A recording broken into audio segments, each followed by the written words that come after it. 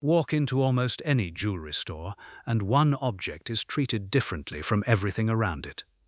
A diamond ring is not presented as decoration, it is proof. Proof of love, commitment, success, and a promise meant to last forever. Millions of couples now consider that idea a tradition. But traditions are not always ancient. Sometimes they are built, advertised, and repeated until the marketing disappears and only the belief remains. Behind that belief stood a diamond empire named De Beers. De Beers did not invent diamonds, romance, or engagement rings. Diamond betrothal rings existed for centuries before the company. What De Beers accomplished was more powerful. It helped turn one possible symbol of marriage into the expected symbol, while constructing a business system designed to control how diamonds reached the world. One side managed supply, the other manufactured desire.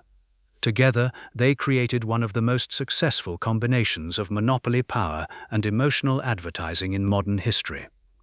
The story begins in southern Africa in the 19th century. Diamonds had been found in India and Brazil long before, but discoveries near the Orange and Vaal rivers triggered a new rush. Prospectors flooded into the region, digging claims that were divided into a chaotic grid. As the pits deepened, individual miners faced flooding, collapsing walls, and costs they could no longer manage. Small claims began passing into the hands of men with more capital. One of those men was Cecil Rhodes. He arrived in southern Africa as a teenager and entered the diamond fields around Kimberley. Rhodes first made money supplying equipment and pumping water from flooded claims. He then used his profits and financial backing to acquire mining interests. His great rival was Barney Barnato, another aggressive consolidator who had built a powerful position of his own. The name De Beers came from Johannes Nicolaas de Beer and his brother Diederik, whose farm sat above diamond deposits. The brothers sold the property, but their name remained attached to the mine.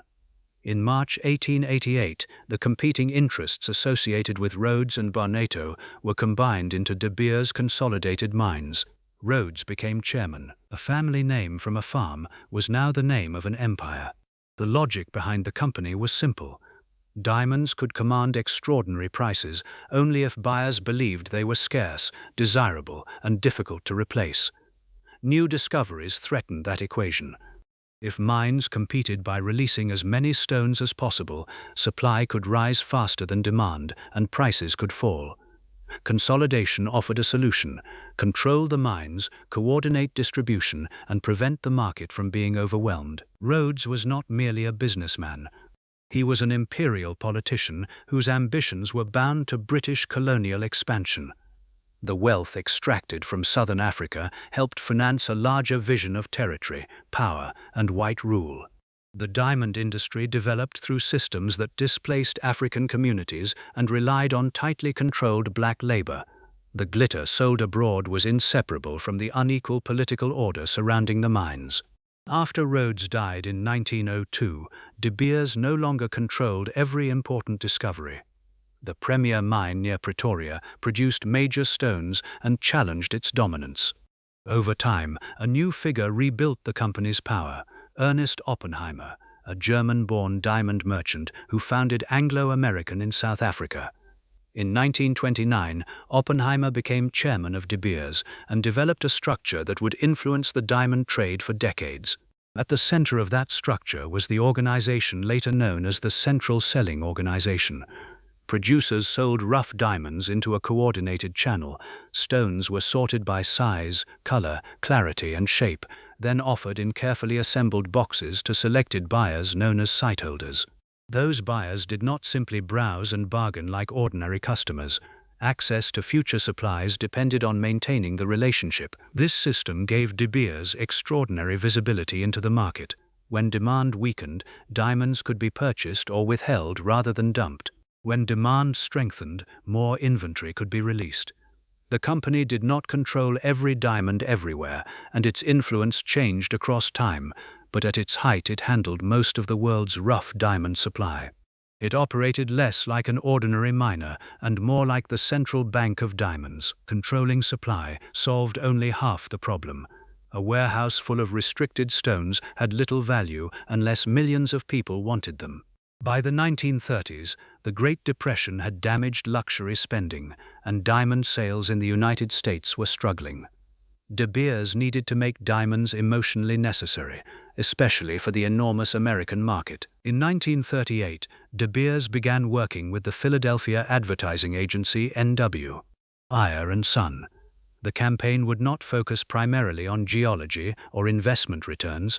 It would connect diamonds with romance, status, celebrity, and permanence. Movie stars were shown wearing diamonds. Stories and photographs placed diamond jewelry inside a glamorous world. The product became a public measurement of private devotion. The strategy also targeted men. Buying a diamond was framed as a test of seriousness and earning power. The size and price of a stone could communicate how much a man valued the woman he hoped to marry. That message created social pressure on both sides.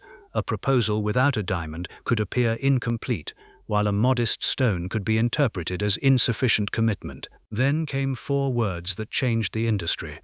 In 1947, copywriter Francis Geraghty wrote, "A diamond is forever."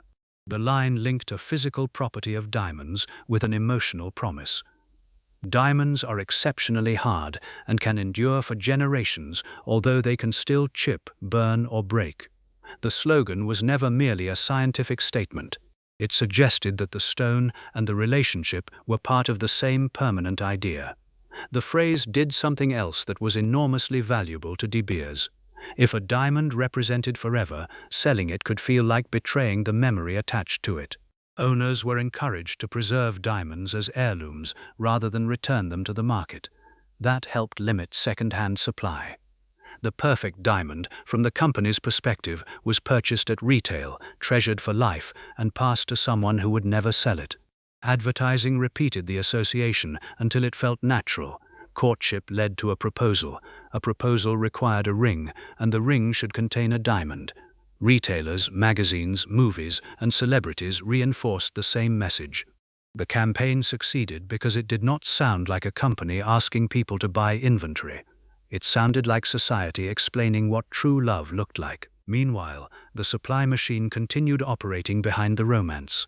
De Beers bought diamonds from producers, maintained stockpiles, cultivated selected buyers, and protected its position when new deposits appeared.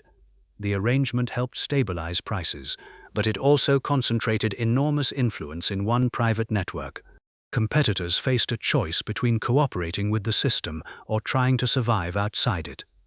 Not every relationship was simply extractive. In 1969, De Beers and the government of Botswana formed Debswana as an equal partnership to develop the country's diamond resources.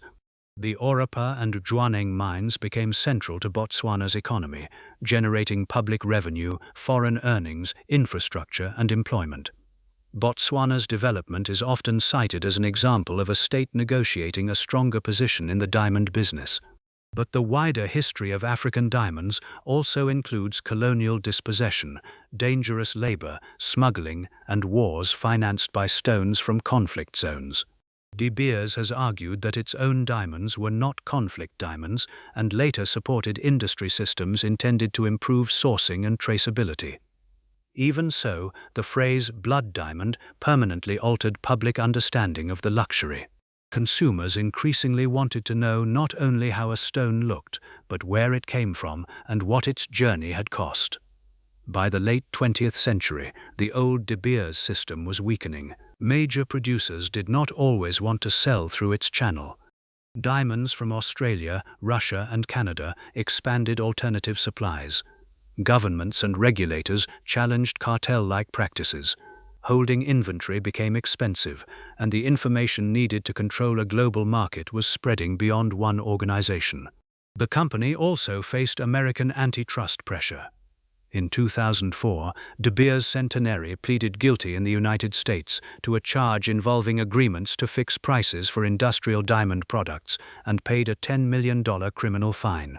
The case was separate from engagement ring advertising, but it marked the end of a long period in which the company had avoided submitting to American jurisdiction. The newest threat does not come from another African mine, it comes from laboratories.